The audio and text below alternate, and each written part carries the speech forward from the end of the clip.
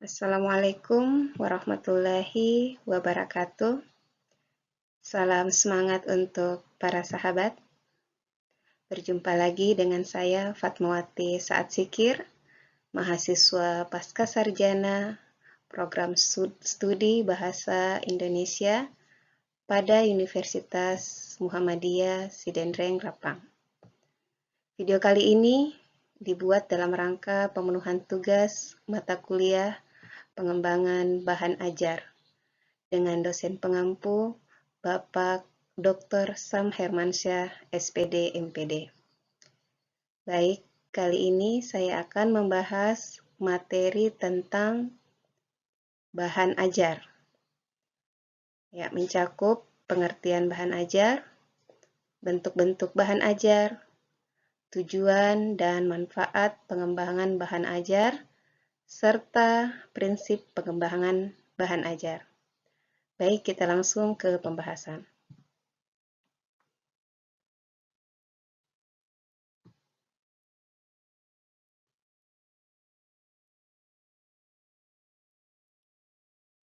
Pengertian bahan ajar.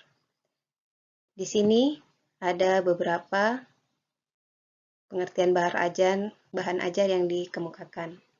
Yang pertama adalah bahan ajar merupakan informasi, alat dan teks yang diperlukan guru atau instruktur untuk perencanaan dan penelaahan implementasi pembelajaran. Kemudian yang kedua, pengertian dari bahan ajar itu sendiri. Bahan ajar adalah segala bentuk bahan yang digunakan untuk membantu guru, instruktur dalam melaksanakan kegiatan belajar mengajar di kelas. Bahan yang dimaksud bisa berupa bahan tertulis maupun bahan tidak tertulis. Ini dari National Center for Vocational Education Research Ltd atau National Center for Competency Based Training. Selanjutnya, pengertian bahan ajar adalah seperangkat materi yang disusun secara sistematis, baik tertulis maupun tidak, sehingga tercipta lingkungan atau suasana yang memungkinkan siswa untuk belajar.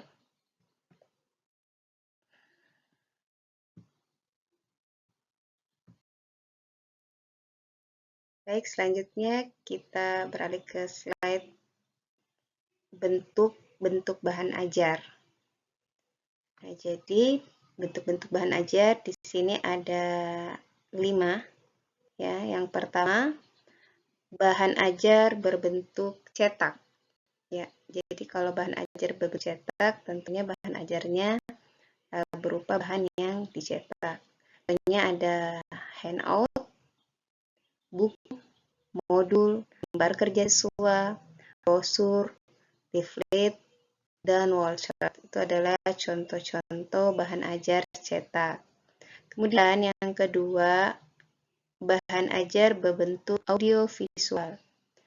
Bahan ajar berbentuk audiovisual di sini yaitu bahan ajar yang bisa didengar dan dilihat. Contohnya ada video atau film dan VCD. Bentuk bahan ajar yang ketiga yaitu audio. Nah, di sini adalah bentuknya berupa bahan ajar yang hanya bisa didengar. Ya, contohnya ada radio, kaset, CD audio, dan PH.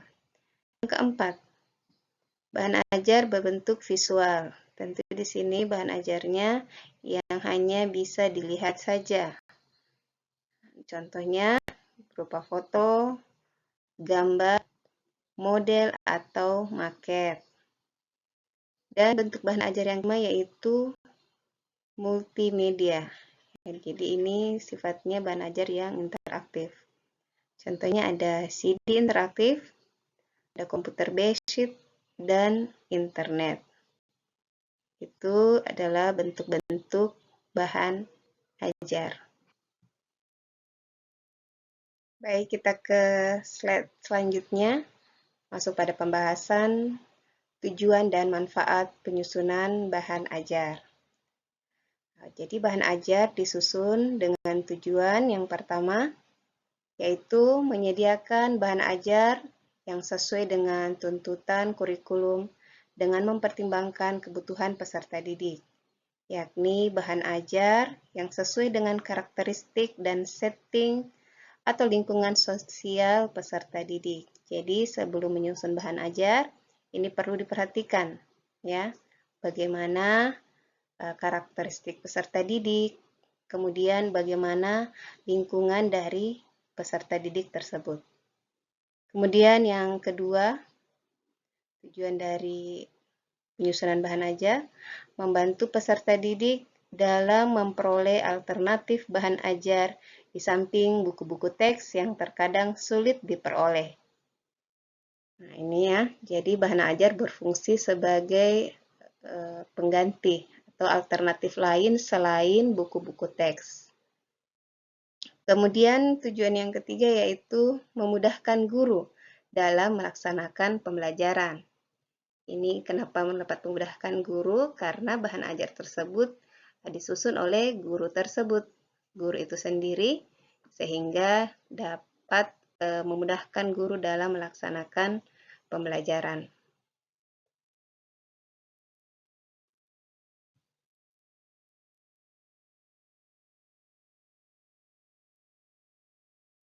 Selanjutnya, kita beralih ke manfaat bagi guru.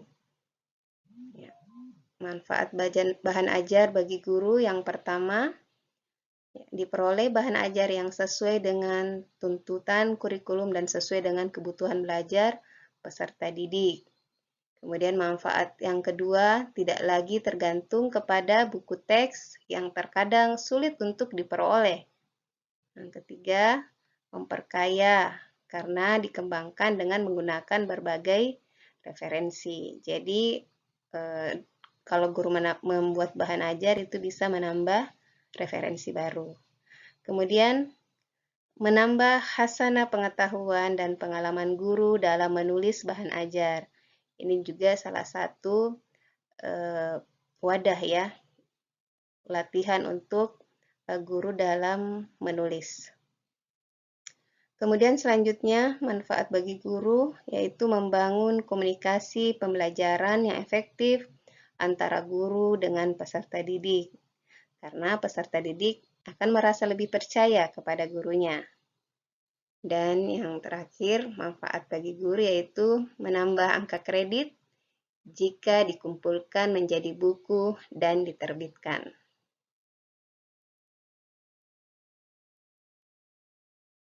Selanjutnya, manfaat bagi peserta didik.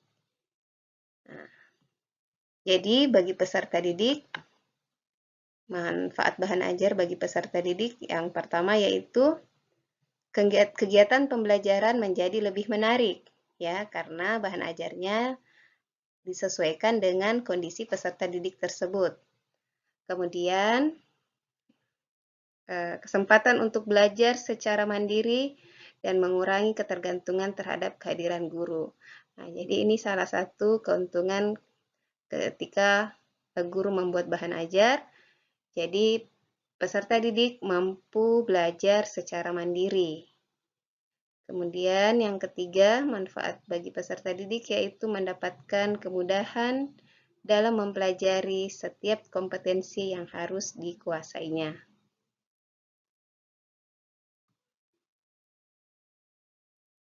Baik, kita masuk pada pembahasan prinsip pengembangan bahan ajar.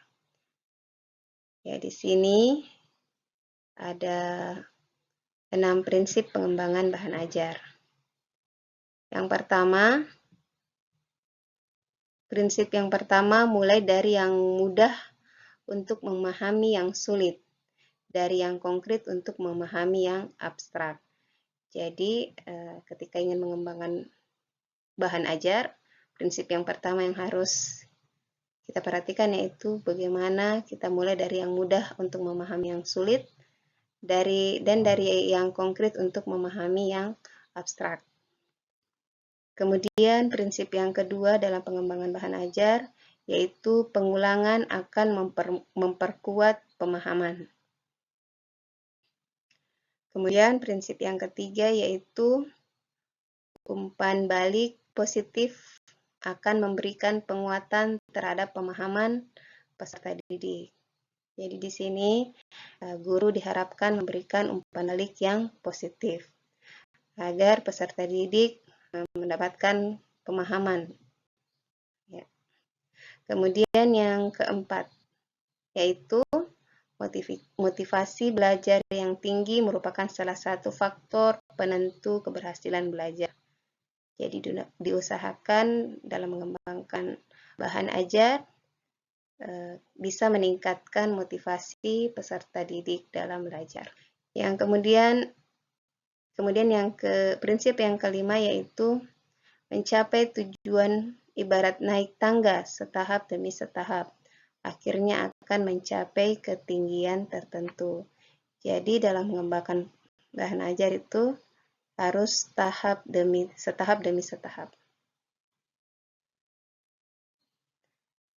Kemudian yang keenam, mengetahui hasil yang telah dicapai akan mendorong peserta didik untuk terus mencapai tujuan. Ya, jadi mengetahui hasil yang telah dicapai akan mendorong peserta didik untuk terus mencapai tujuan. Nah, itu adalah prinsip dari pengembangan bahan ajar.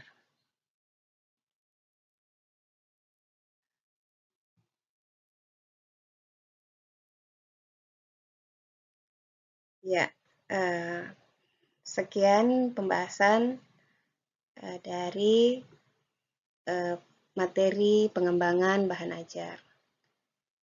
Nah, itu saja. Lebih dan kurangnya mohon dimaafkan. Saya ucapkan terima kasih atas perhatiannya. Billahi taufiq wal hidayah. Wassalamualaikum warahmatullahi wabarakatuh.